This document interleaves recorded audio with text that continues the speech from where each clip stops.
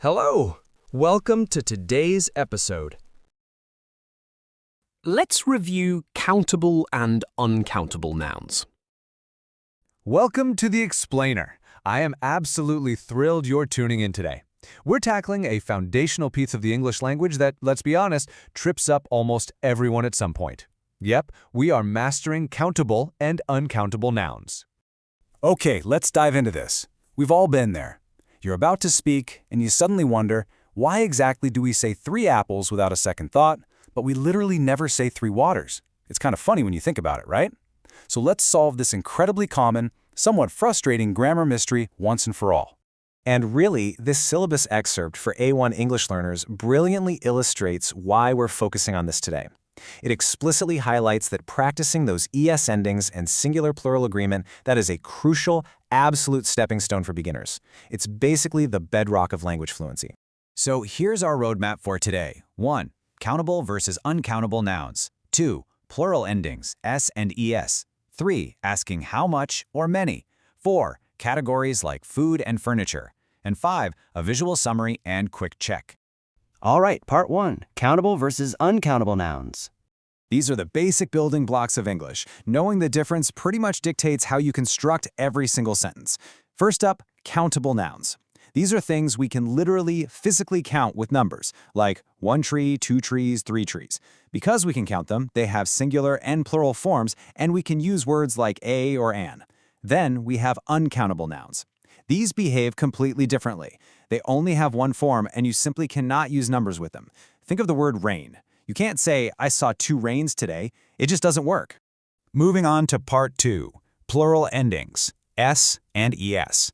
Now, what's really interesting here is the actual mechanics of how we spell and pronounce these plural words. It's not as simple as just slapping an S on the end of everything. With the standard S ending, listen closely to how these sound. Cats, dogs, books. It's a quick, sharp consonant sound at the very end. But with the ES ending, glasses, boxes, dresses. Notice how you have to add a whole extra beat, a completely separate syllable to say them correctly. So the absolutely crucial point is understanding this is sound. When a countable noun ends in specific letters like S, X, Z, CH, or SH, English forces your mouth to make this extra is sound. You literally can't say glasses smoothly without twisting your tongue in a knot, so the language adapted to make us say glasses. Remembering this audio tip is going to make your spoken English so much clearer. But hey, this is English we're talking about, right? So of course it loves to break its own rules. Take the words moose and fish. You can certainly count them. You can have 1 fish or 50 fish in a tank, but you never ever say fishes. They are countable nouns that completely ignore the S and ES rules. It's just one of those quirks that keeps us all on our toes. Okay, part 3, asking how much or many. Identifying these noun types changes the very questions we ask in our daily lives. We use the phrase how many specifically for plural countable nouns. These are things you can point to and count individually, like how many books did you buy? But we use how much for uncountable nouns. These are abstract amounts or mass items. So we'd ask how much time do we have left, or how much sugar is in this recipe. Now, if you're ever in the middle of a sentence and feeling a bit stressed trying to remember which rule to use, don't panic. Here's a brilliant grammatical safety net, the a lot of hack. If you're stuck, you can safely use the phrase a lot of for both countable and uncountable nouns in positive sentences. You can say, I have a lot of friends, and you can say, I have a lot of money. It's a total game changer because it works perfectly for both. Next up, part 4, categories, focusing on food and furniture. This is where we anchor these abstract rules to highly relatable, everyday items we all have right inside our homes. Think about the word furniture. In English, furniture is considered a broad, uncountable category. It never, ever takes an S. But the individual items inside that category, completely countable. So you have the uncountable furniture category, but you can count the tables, chairs, beds, and desks that actually make it up. The exact same logic applies to liquids in your kitchen. Water, milk, and coffee are uncountable liquids by themselves. You can't just walk up to someone and say, I have 3 waters. But you can absolutely count the containers they come in. You count the bottles, the glasses, and the cups. Saying I have 3 bottles of water is the perfectly grammatical way to express that. Before we do our review, I've got a quick warning list of common uncountable mistakes for you. Words like advice, information, news, luggage, and money.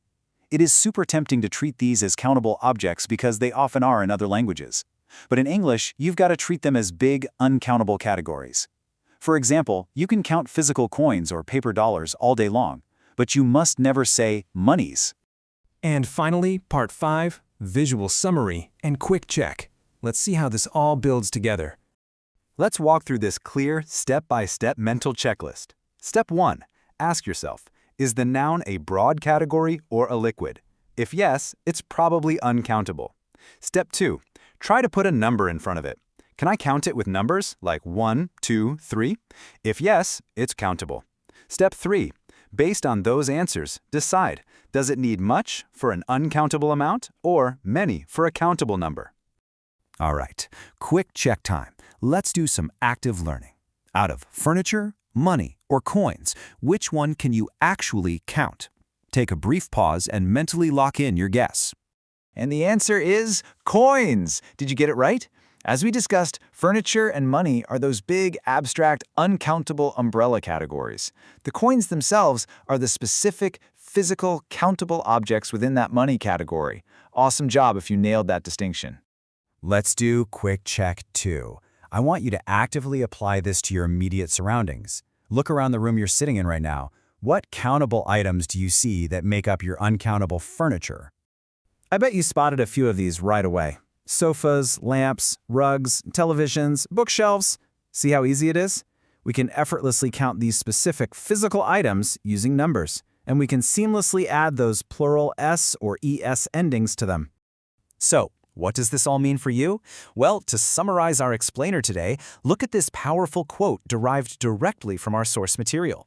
Learning how to use uncountable and countable nouns will dramatically improve your English grammar. And it is so true. Mastering these foundational rules is exactly what dictates your accuracy with articles, asking questions, and verb agreements. It truly is the key to elevating your fluency. I'm going to leave you with one final, slightly provocative thought to ponder today. If abstract concepts like money and happiness are both technically uncountable nouns in the English language, why is it that we as humans constantly try to measure them anyway? Kind of makes you think, right? Keep that in mind next time you're practicing your nouns. Thank you so much for joining me for this explainer. Keep up the great work, and I'll catch you next time.